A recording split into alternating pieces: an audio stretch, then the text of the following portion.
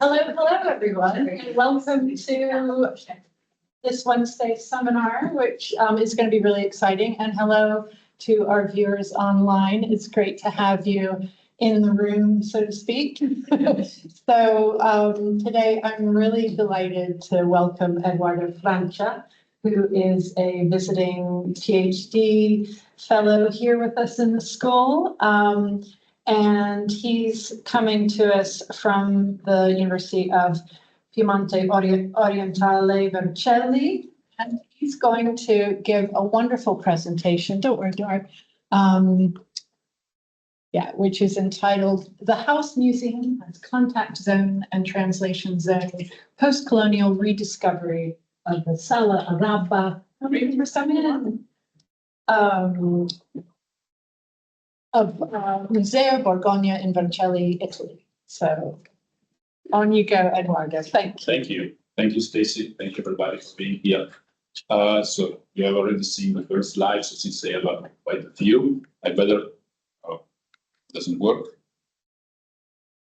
Right when I needed it. Before it was working. I will do it like this. Okay. Yeah. No, it doesn't work either. Oh, okay, yeah. Yeah, if I click the PowerPoint, then try that. Oh, yeah. Okay. So I have a slide specifically for acknowledgements, say thank to you. So to the audience to being here in presence, and to the ones that are online, I'm really honored for your presence, really. Then I have to thank the School of Museum Studies in the person of Stacy that allowed me to be here. Thank you very much for that, really. Well, my PhD program, so at least you see the full name of it: Ecology of Cultural Institutional Systems, and my curriculum is in Linguistic and Literary Traditions. So you might understand better my point of view, which is not strictly museological, and this will maybe help you for the presentation to understand my point of view. Then my supervisors from Italy, Cristina Iuli should be online, maybe not yet, and Miriam Ravetto. My supervisor here in Leicester, Sarina, thank you very much for your guidance in these months. Also, you see Museo Borgogna just in time. You did it? Okay, good. Just in time to be thanked. So I think it's Cinzia Racchia, the curator of the museum. It's a partner institution of my PhD, so they are the ones to allow me actually to do my work. And not least the EU for funding, which is always welcome. And without them, I surely wouldn't be here. Okay, it works. So please be kind with my first presentation of this work. Just, and also the research is still in what I would call an early stage. And the fieldwork is in progress, which means that the biggest chunk of it will happen in the next 2 weeks, actually. So starting from tomorrow. So please allow some, caveats. And I've got 40 slides, but I brought cookies from my hometown. They are exquisite, I guess. It's my opinion, so you can share them and test them around as you like. They have gluten, but for everything else, they should be safe. So unless you are allergic to gluten, everything else should be fine. There's a bit of butter, so if you're not diet, maybe some, but take it. So please enjoy them as much as you want. Let's get started. So this is where we are based, where we are going for the first few slides, in Vercelli, Italy, which is halfway between Turin and Milan. If you see me got fast in this slide, it's because I need to, this is where we find Museo Francesco Borgogna. Take a look at the name, because I will tell you a bit more about that later.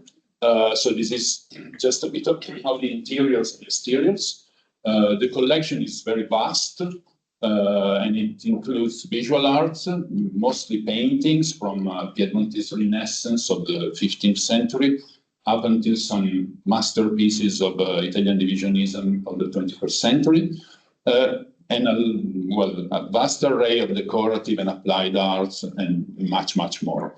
So it's a very rich museum, and this is all thanks to Mr. Antonio Borgogna. You see the name is different from this. Sì, si siede di fianco a me, ascolta.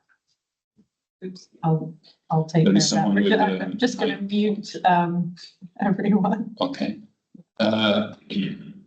So Mr. Antonio Borgogna was quite unselfish, and he dedicated the museum to his father.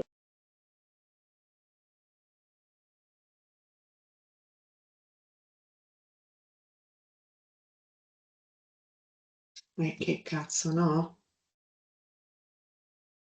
Perché salta?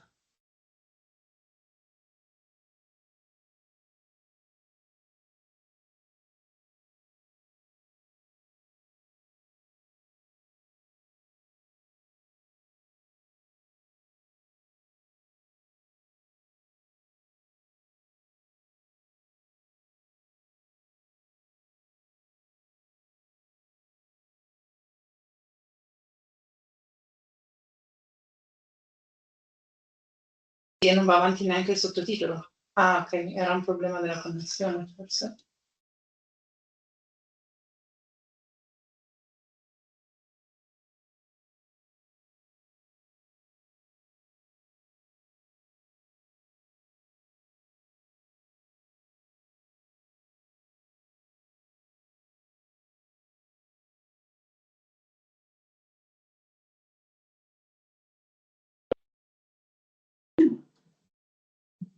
Okay, can you hear us now? Yes? Yay! Okay, brilliant. And I'm just sorry about this, but we've just had a bit of background noise. And so I can, because I'm on two different devices, and this is a wobbly mouse, I'm just going to make sure others are muted. Any other input? Is that all right? Okay, so we're gonna go back to our PowerPoint. Yeah. Okay. Brilliant. Thank you for your patience. Oh, no problem. Just stop. Okay. Yeah, sure.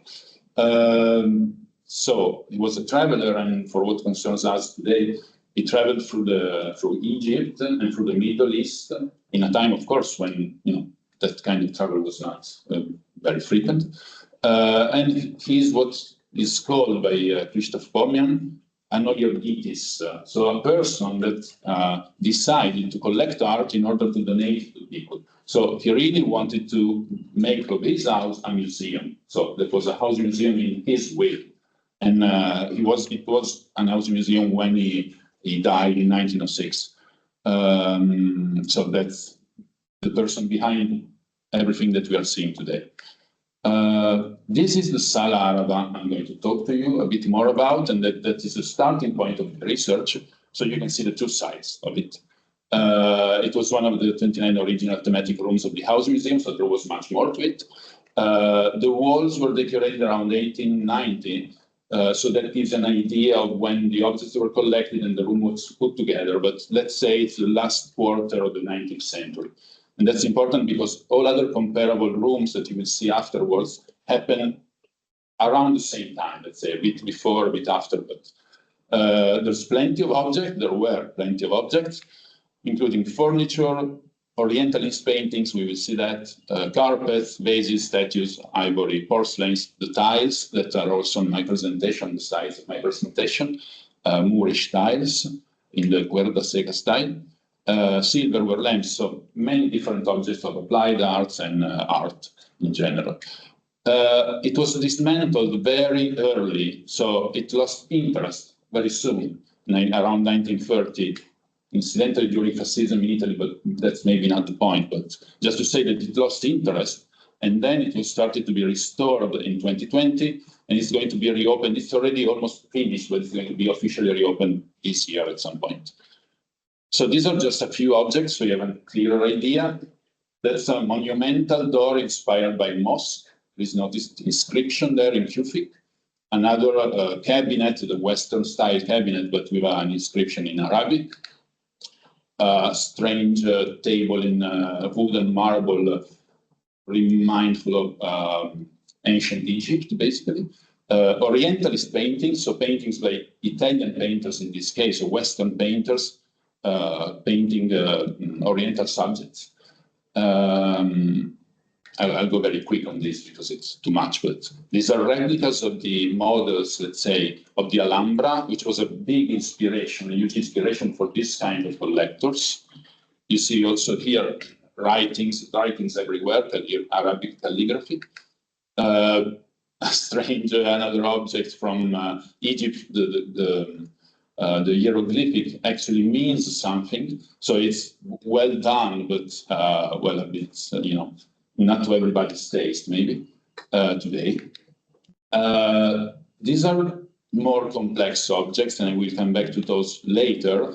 They are called blackamoors, moretti in Italian, so small statues of black figures, basically.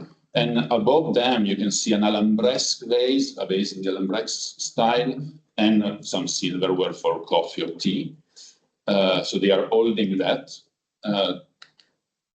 Okay, so having seen this, you might think that that was an isolated case, the fruit of his mind, of Antonio Borgogna himself, but it was maybe an Italian fashion trend for the moment, but that's actually quite the opposite. And today we'll show you just briefly a very few examples. These are the dots of the things that I'm going to present to you today, but there are many more around the Western world. So let's see, for example, this is in Genova. It is Castello d'Albertis, and Mr. d'Albertis was a person comparable, a collector comparable to Mr. Borgogna. This is now hosted in the Museo delle Culture del Mondo, Museum of World Cultures in Genova. And you can see the same style, drapes, furniture, low sofas. It was most of the times a place to rest. The salotto means hall, Turkish hall. So this is Genova. This is a very interesting one in Florence, Museo Stibbert. Mr. Stibbert was Anglo-Italian, well, English, but living in Italy. Enormously rich, and he had a passion for arms, so he reconstructed an Islamic cavalry. He also reconstructed a Middle-Age cavalry, like Western one. But anyway, this is a sort of interesting artifact. Florence. Then we have a whole building, a part of a building built in the Arab Moorish style. This is called Rocchetta Mattei in Bologna, and this is just for Italy. And then I bring you just an example from one of the most world-known collectors, King Ludwig II. And this is a house in a chalet on the mountains in the Alps. So outside it looks like a chalet in wood. It's really in the mountains where people ski in Garmisch. And he created a Turkish hall there where he would spend his birthdays every year. You can see a fountain in the middle, which is another thing that you find many times in these kind of rooms, mindful of the oasis in the desert, sort of that kind of stuff. The Alhambresque vases, the carpets, so you see the same pattern reproducing itself. This is the US, just one example from the US, but there's more. This is on the River Hudson, upstate New York, amazing building, all built in the Persian style. This is a couple, Friedrich Church, a painter, we will come back to him later, and his wife. They traveled the Middle East, and when they came back, they built a whole house in the Persian style. Just to tell you how much that was important for them. And now we come to the UK. Of course, this might be something that you already know. This is Leighton House, the Arab Hall at Leighton House in Kensington, London. The house of Mr. Leighton, a very famous painter in the 19th century. An amazing room with these beautiful tiles, full of inscriptions in Arabic all around. This is maybe the most famous example of Arab halls in the world. But as you can see, there are many others. This is the Arab room, magnificent Arab room in the Cardiff Castle that was built by the Marquis of Bute, the owner at the time, enormously rich, and that's his rendering of an Arabic Oriental scenario, and that's amazing.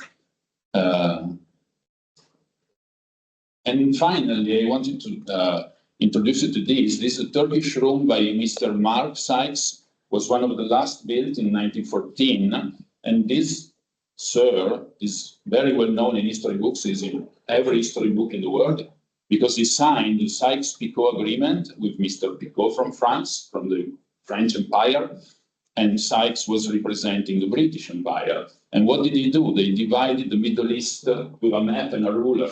So they are the ones who designed the current borders of the Middle East. So they are basically the epitome of colonialism. Like, there's nothing more colonial than that, you know, with important repercussions. At the same time, he wanted in his house this. It's 2,700 tiles coming directly from Turkey, from an artisan that he later employed in Jerusalem, trying to rebuild the Al-Aqsa Mosque.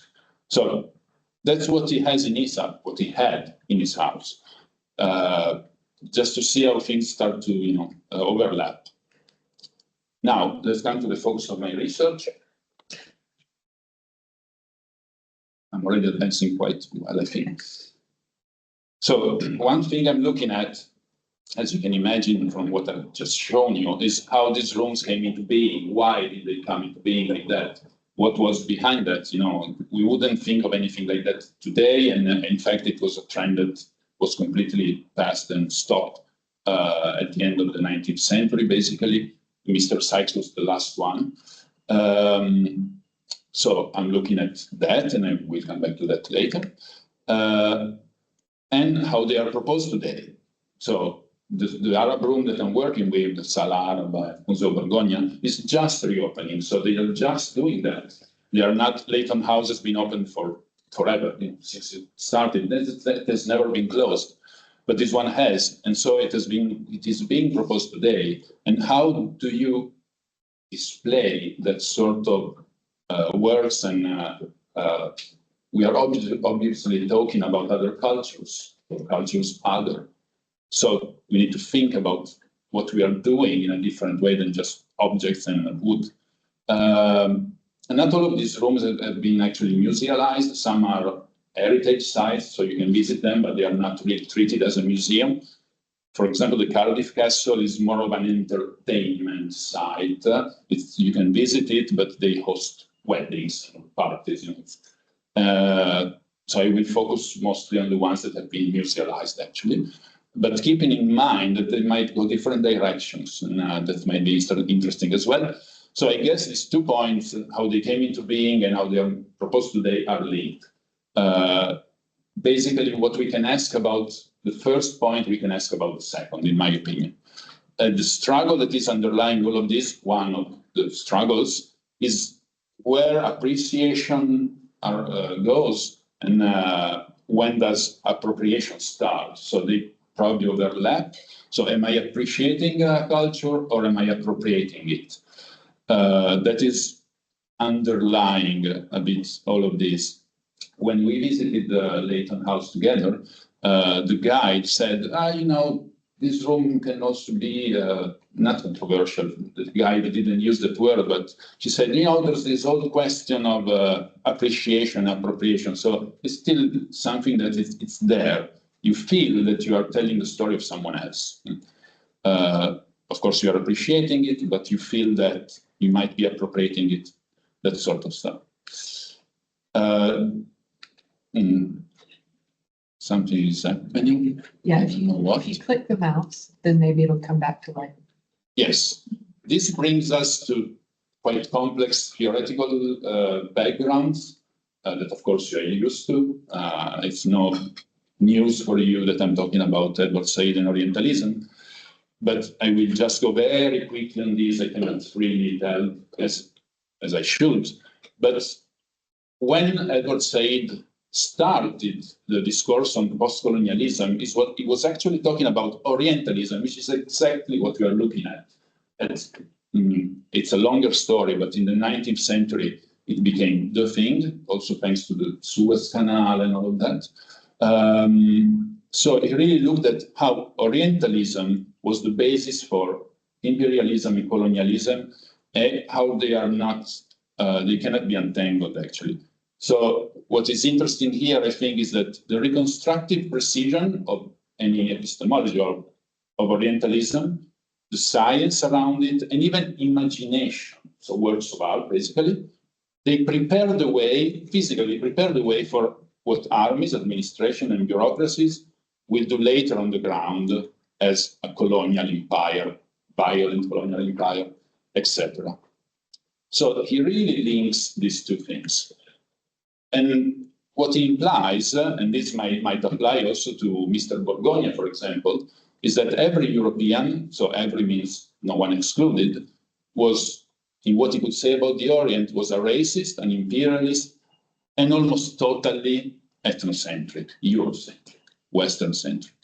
This is a very radical view, possibly. I don't say that I agree, but this is one of the starting points. If you start to look at them like that, well, it becomes more difficult to untangle, but it's interesting, definitely.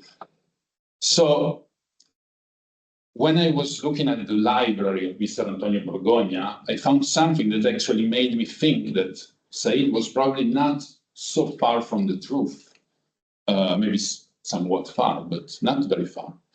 Because this is an extract from one of the guides, the tourist guides, the travel guides, that were in Mr. Borgogna's library. I'm not saying that he read them, or that he agreed with them, or that he used them, but they were there. If he wanted to know the times of the ferry from Damietta to Cairo, or how to go from Cairo to Lebanon, he was to use these guides, they were the Guide Joan.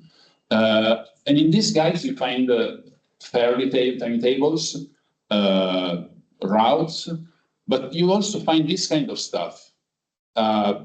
Consideration about the recent history of Ethiopia, Abyssinia, where they say that the king of kings of Ethiopia, self-named king of kings, dared to attack Europe. That's what you find in a travel guide. Imagine you open a Lonely Planet today and you find this kind of stuff.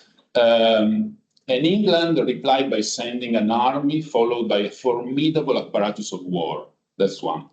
And then you find also this, the consideration about the character of the Abyssinian civilization. So this is a French speaking, and it says that Abyssinia is still far removed from the high civilizations of Europe, even from the development which the Arabs have attained. So there's Europe, much higher than the Arabs, then Abyssinia, which is scoring not bad, and then far superior to the degree of culture of the surrounding nations. So this is really putting civilization in a line. You know, it's something we would never imagine, and we would never imagine it in a travel guide, but this was the kind of information that a traveler at that time could access.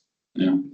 So I think this is a strong link with what Edward Said said, what Orientalism actually means in practice. And then we come back to these items, the Moretti of, let's say, Venetian invention. They were invented in Venice. In English, they are called blackamoors. These are 3 items that were in the original collection of Mr. Antonio Borgogna, and in his inventory, he just said, okay, there are 3 Moretti.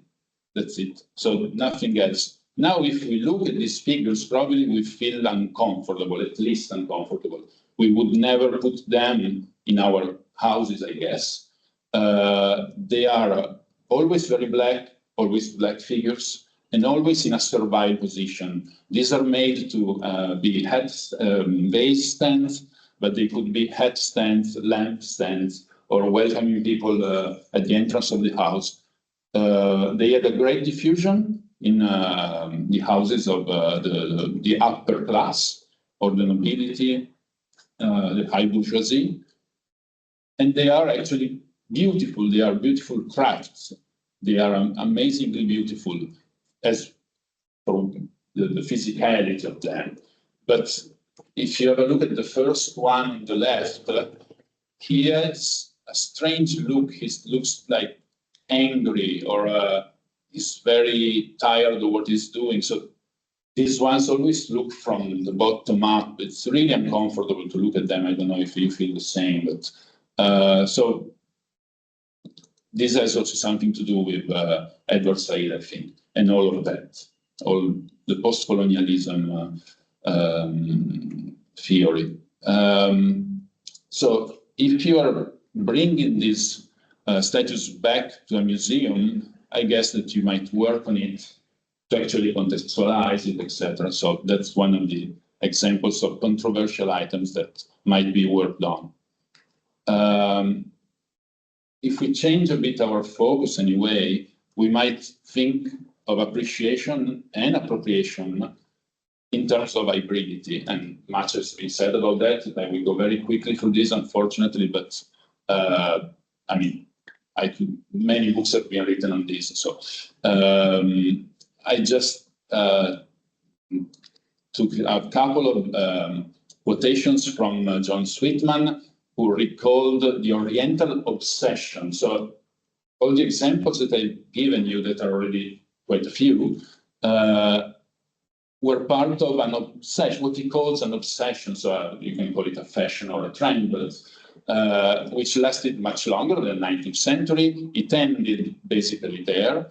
And it was an inspiration for British and American art. So that's what I'm talking about when I'm talking about hybridity.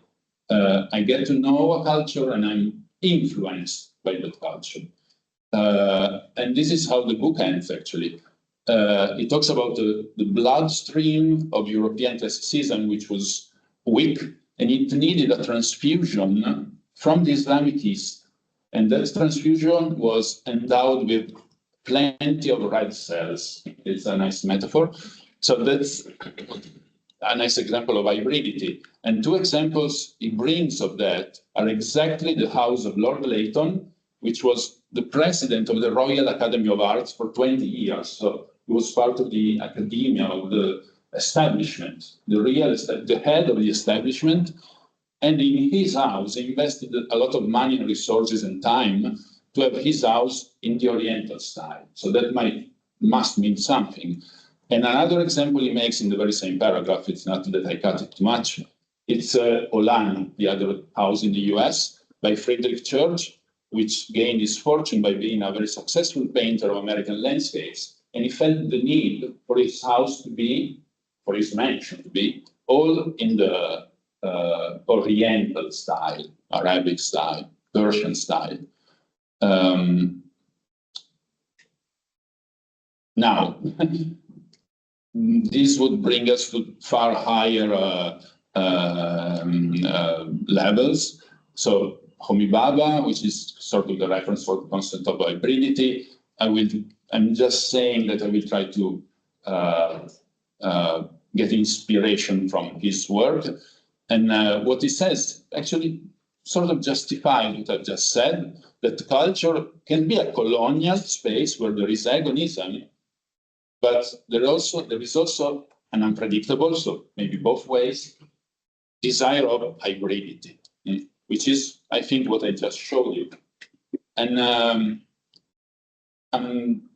curiously, this talks about spaces, a space and an interstitial passage where the identifications are not so fixed anymore, and the cultural hybridity, so this exchange, can go both ways and without an imposed hierarchy. I think this is interesting, but this is just, of course, a very small portion of this great thinker. So please allow for the brevity.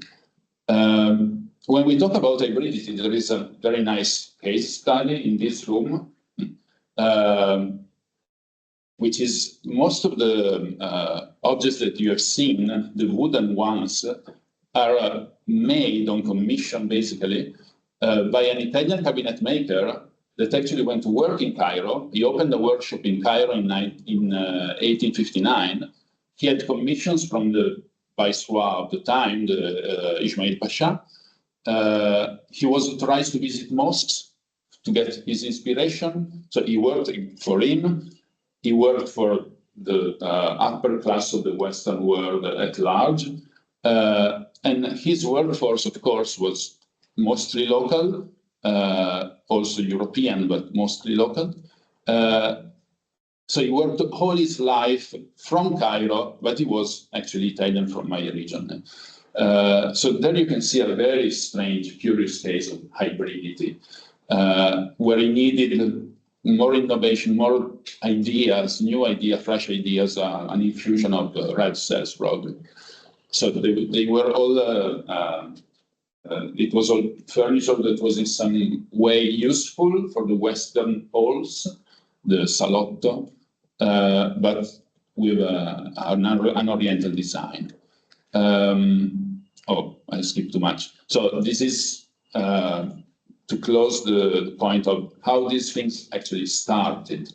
And now, how they could be reopened, what is around representing today and displaying this sort of rooms, artifacts. And of course, this would bring us to a huge debate on decolonization, which is not new, but is rampant today. It has been going on at least for a decade in the current terms, but much before. And I'm just bringing you just a couple of examples which are very recent and very radical in their proposals. One is the Nix, that I guess you know. So it says that we need to redefine the purpose of the anthropological museum. Of course, this is not, the Museo Borgogna is not an anthropological museum, but still, when you present some anthropological artifacts, you might apply those the same idea. So we need to diminish curatorial authority. We need to open it up to the world until Françoise Vergès that said that decolonization is impossible, full stop. And so we need to imagine another museum, a post-museum. So this is the kind of things that we are confronted today, I think. These have had a large impact, these works, and there are many more, now more and more in Italy also, which was a bit behind on that. So we need to keep into consideration this. And this comes from partially what I've said before. Some things are unacceptable, some things need to be contextualized, problematized. But there is also another way which has been going on for a very long time of approaching this kind of spaces. And this is my principal reference. And of course, you all know it, I guess. Museums as contact zones by James Clifford. Many more have come before him and mostly after him, saying more or less the same things. That these places, the sites of, oops, I clicked something myself. All the sites of a collection might be or are becoming places of encounter and passage, and mostly of encounter. So where I can encounter source communities, for example, or making them a site of contact work as a mission. And that is not the final goal, it's the beginning to grapple with the difficulties of dialogue, alliance, inequality, and translation. I focus on translation because that's my almost last point. So this is a way that I'm trying to look at this space. If we are to open it at all, then we might think of it in these terms, and particularly in these terms. This is a very recent, most recent, more recent interpretation of the concept of contact zone. It narrows it a bit and focuses on the on language as part of a contact zone. And Robert Nader from Hong Kong, I mean, working in the University of Hong Kong, defined it as museums as translation zones, saying that the museum is in fact a contact zone and a translation zone, and you cannot take away the translation from a contact zone, because that's where different languages meet and struggle to be heard. Now I invite you to visit any museum you like and look for the writings on the objects, the inscriptions on the objects, or the inscriptions in the room, and see how much of the language of the culture we are speaking about is actually used. So you may go into a Japanese room, Chinese room, etc., and find no Chinese, no Japanese inscriptions not translated. So there's a lot of work to do in that direction, and I think it would be beneficial. And there's also quite little in the literature. It hasn't been done that much. So this is one of my other main points of reference. So the contact zone, and inside it, let's say, as a key for it, the translation zone. So how am I doing my research? Comparing house museums in Italy and in the UK and public museums, just to see if there are differences in the source. So if your source is an individual collector or if it's the state, the emanation of the state that was at the time a colonial state, probably an imperial state. Is it different if there is a recognizable founder? How does that make a difference? So I am and I will be visiting and interviewing museums, just compare their practices and focusing on what is on the permanent collections, because sometimes, well, many times, you can find exhibitions, temporary exhibitions that go more towards the work of decolonization. But then if you go to the permanent collection, you find much less. There is not much talking to you about decolonization openly or visibly. And another thing I'm focusing on is the use of language and translation, which I think might be something a bit more intentional, maybe.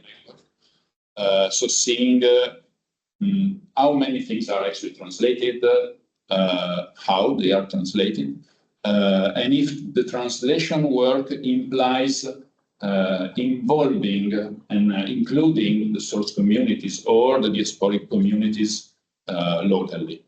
Because the translation actually gives that opportunity to work on language together, to ask somebody else for a translation, because of course you don't know it, that's why you're translating. So it's a good starting point for contact work. And the other side of my, let's say, research, more the applied side of my research, is applying or helping to apply or seeing how this might be applied in the Sala Araba. So having a bit of decolonization inside it, probably around the Moretti Blackamoors, with some labeling or maybe responses by contemporary artists. So we have the original piece, but then we have also responses from artists. The involvement of communities, which comes sometimes naturally, sometimes you need to provoke it, and a more general awareness of what we are displaying, what we are dealing with. And then also possibly, hopefully, rendering it as a translation zone, where Arabic is simply one or the main, maybe, official language of the room. So we will have Arabic, Italian, English, possible for tourism. But on a egalitarian level, this might bring to the involvement of experts and non-experts from the source communities, because as I was saying, translation might give the opportunity for that. And having everything transcripted and everything translated if there is an inscription on an artifact. No inscription should be left there in the void without us or the visitors knowing what is there. Because it might be important, it might be sensitive, it might be religious. So I think it's important to do it. And it's not done that much in museums around the world for what I have seen for the moment. So I think I'm at the end. This is the bibliography. I don't know if this presentation will circulate, but everything that I've said is basically based on a few works that I cited before and a few others that you can see here. Like, you know, these two are works by Italian authors on decolonization, decolonizing the museum, decolonizing the heritage, and not many more. It's a very short bibliography, but just for this presentation, this is what I based it on. Some works by the curators at the Museo Borgogna for the history of the museum. This is a book that very recently came out, very recently, like 1 month ago, about the story of Mr. Parvis, the cabinet maker that made most of the objects. So a book has just been published on that. And I will not delve on this any longer, but so.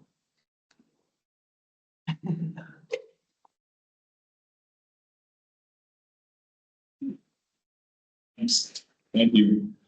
Is it right? there is a meme missing. لكم ونراكم في الشارع. There is a one missing letter, Can you which see is good. Which is good. This Translation, so is I don't know any Arabic. And that's what just, Google and struggle. Yeah, that's where the translation zone will come in. I want it to be a surprise. Okay. Thank you, Eduardo. And we've Yeah. got great time for questions. Yeah. We've got about 20 minutes because we started at 1:15. So Yeah. perfect timing. Thank you so much. It's a really, really important Thank you. subject Just and done. case study. And thanks for having me. Yeah. Bye. Thank you. And let Foreman has to go. Yeah, really. And so, yeah, if there are any questions online, please send them to the chat and I'll try and keep up with them. Or if there are questions in the room. Yes, I was thinking a lot also about translation in museums, like translating cultures, and there's cultures as translation, and I know you come from the world a bit more of a linguistic, like textual, but have you thought about like visual analysis, like things that maybe escape the texts? And because that tends to be really important in exhibitions, and sometimes things are taken for granted in where objects are situated. I mean, I'm really interested in that. Since you're No, for the moment, I know of the difference. Translation, cultural translation is a translation of languages and then a translation of cultures. Of course, that is part of my reflections, but I think that might come out. I mean, these are things that you cannot know if you don't include talks with the source communities or diasporic communities. So I think it comes after and quite naturally if you do that step. I'm thinking more in terms of your methodology, visual analysis. No.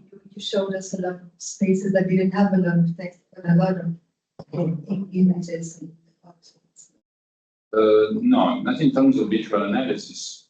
In terms of spaces, one of the questions with the translation, the museum as translation zone, is that the space is limited and the objects are there, and you cannot sometimes have the space enough actually to translate. So the way that you manage the space is one of the questions, also the size of the labels that you use and all of that.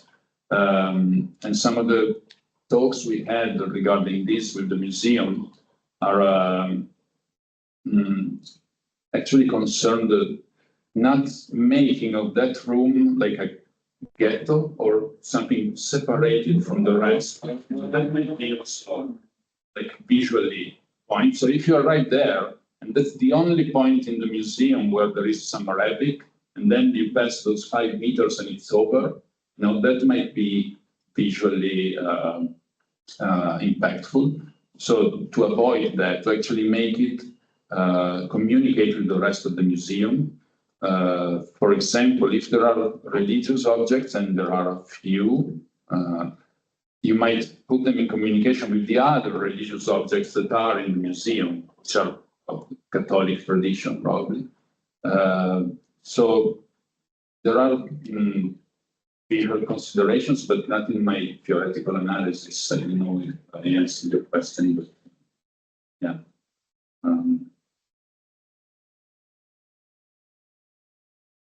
Yeah. It's a kind of general question, but I'm interested in the black malls that you pointed out here. Yeah. One of the houses that I'm looking at, Deer has two very well documented visually. There's nothing written about them. There. And I was just wondering, this is a general question actually to everybody. Here in England, there's it's called Detain and Explain, which is these problematic statues, things that we have. Do we keep them and put some sort of interpretation on them, or should they be removed altogether? In England at the moment, they've gone for the former, we retain or we explain them. But I'm just wondering what sort of what sort of power those sorts of objects have, Mhm. with or without the explanation. Mhm. And I'm really interested in your opinion, whether they should be there at all. Mhm. Yeah. That's open to question for sure. It was really enlightening for me to talk with a former employee of the museum who's coming from Cameroon.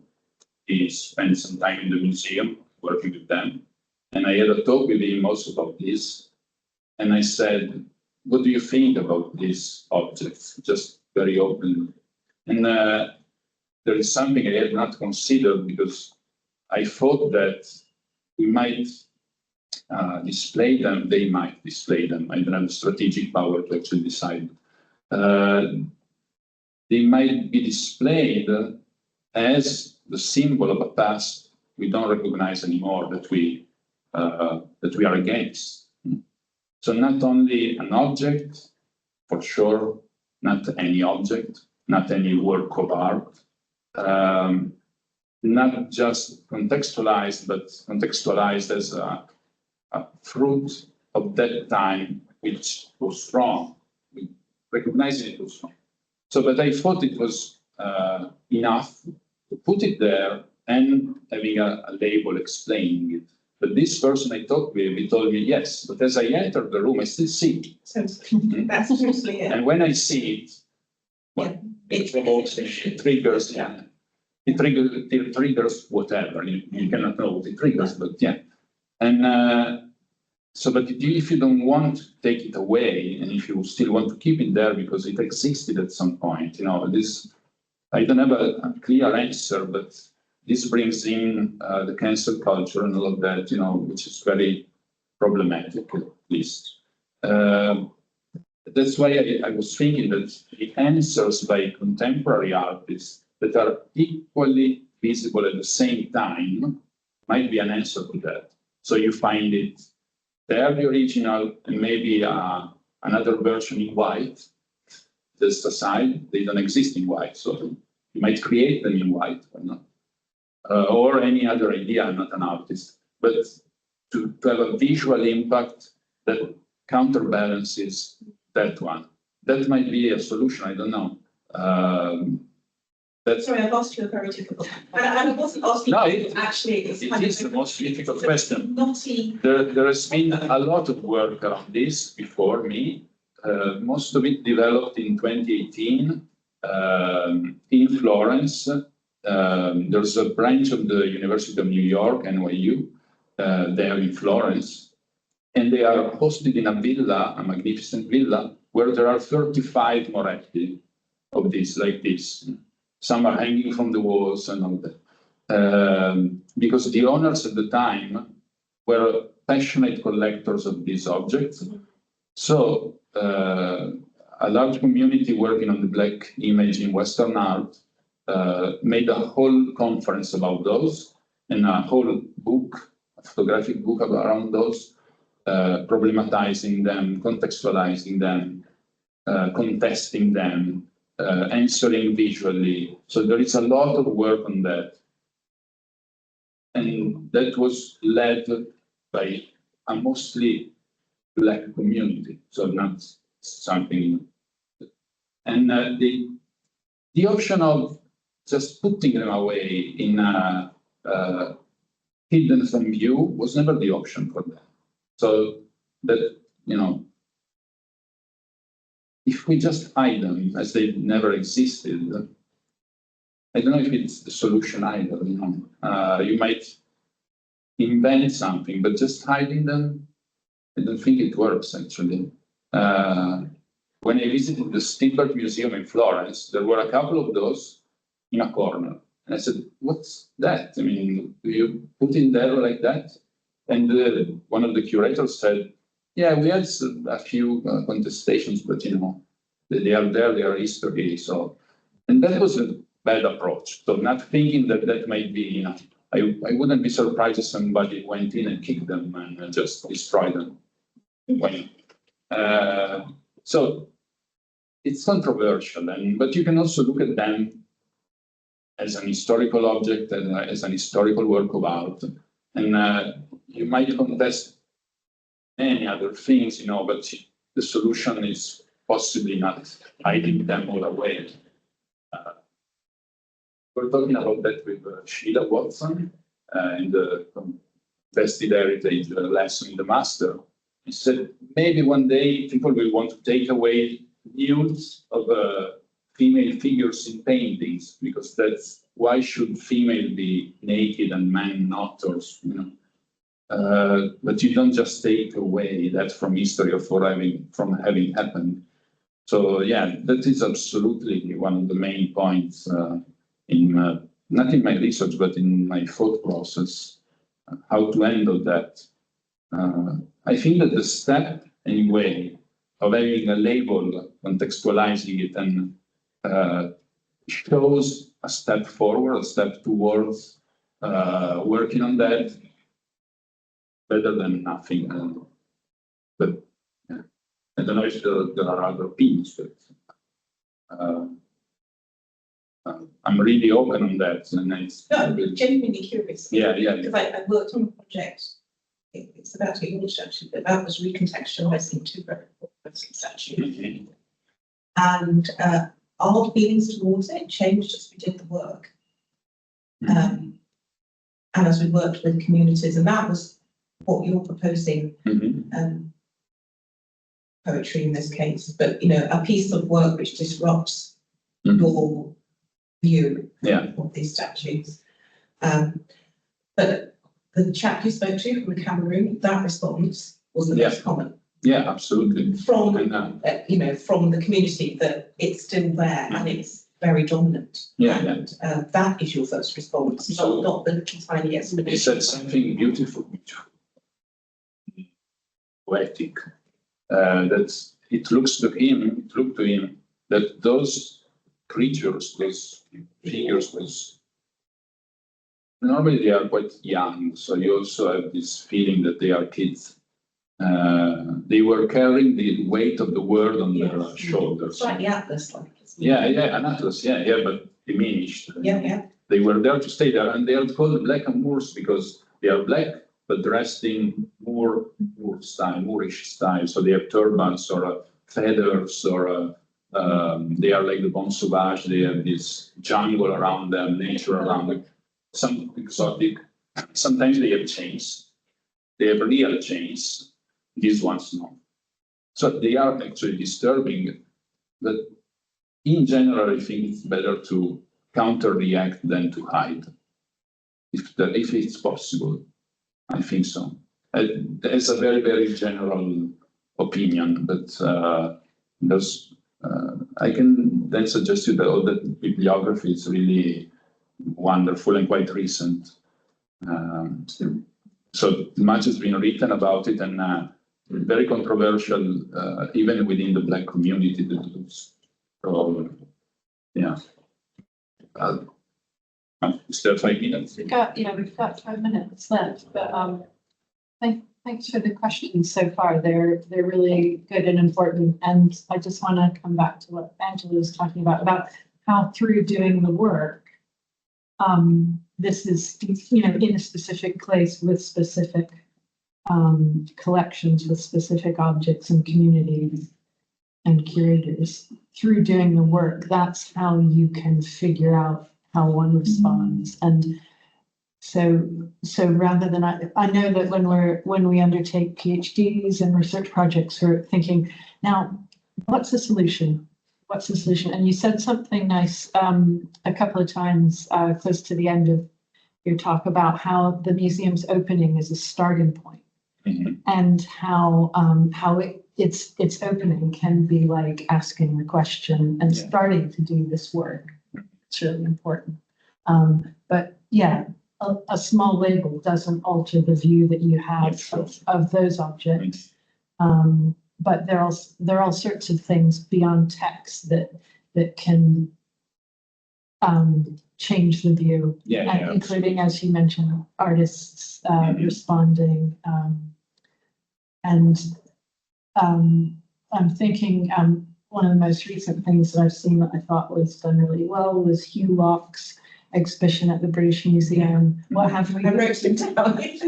Yes, and it was there's a catalog, and what's really interesting is it's not just about bringing a lot of things most things related to empire in some way, but there were multiple labels, including these. I just thought his conversational labels, they read as if they were being spoken to you, and he'd say something like, now this is interesting because, and he raised lots of questions, and yeah, I was.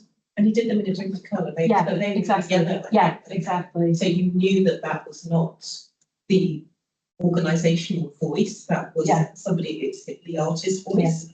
And he asked some very provocative questions all the way around. And it allowed the organisation, I suspect, to be at some remove from those personal comments, which is what then got them very uncomfortable. And the exhibition was in a space that took a while to get to. But yeah. Other questions? Oh, I see one online. It's long. We're at 2:12. I'm gonna read it out for the sake of the recording. So it's from Sophia, and we've got more messages here. No, don't worry, don't apologize for the length. It's good. I'm curious about a distinction I believe you suggested between house museums or collections assembled by individual collectors and museums that are more state-driven in their foundation or operation. How might we approach institutions whose collections are partially or significantly shaped by individual collectors, yet operate within a broader public or institutional framework? How do such hybrid models fit into this distinction, particularly in light of current conversations around decolonization and the ethical responsibilities of museums today? And that is a big question, and we're at 13 minutes. Wow. No, yeah, very briefly, I think that referring to an individual founder, at least in my opinion, then of course my research would like to actually verify that, is easier, because that founder is identified, you know, basically what he did in his life, how he did it, with what money, and with what means. So if he bought all his collectibles, whether, so at least you exclude, looting, for example, or a real colonial occupation, or salvaging. So yeah, and also you possibly know his intention, so you might work on that a bit more. One of the museums I'm going to talk with is Horniman in London, and Mr. Horniman was quite similar to Mr. Borgogna, but he was embedded as well in a colonial past. It's difficult to extract him from that past, and the museum acknowledges that. But anyway, it's easier than being called Victoria and Albert Museum, I think, because many of these museums, the house museums, always have the name in the, so you clearly connect to that person. So I think that bringing the person in again, it helps you to contextualize these the objects he collected. So Mr. Borgogna was really a philanthropist. He helped so many people. And then he could collect without blinking an eye 3 statues like that, But you need to think about that. So it was probably the zeitgeist spirit of the time. I don't know, something beyond the individual perception. I don't know. So there's much to think about that. But I think that dealing with the individual founder is a bit easier, even on the dark side. So maybe that he derived his wealth from colonial trade, but you can acknowledge that easily. While having a public collection that you inherited from a previous form of state, which incidentally was colonial and imperial. So that's what Vercelli and X are about. So do we just close the British Museum down?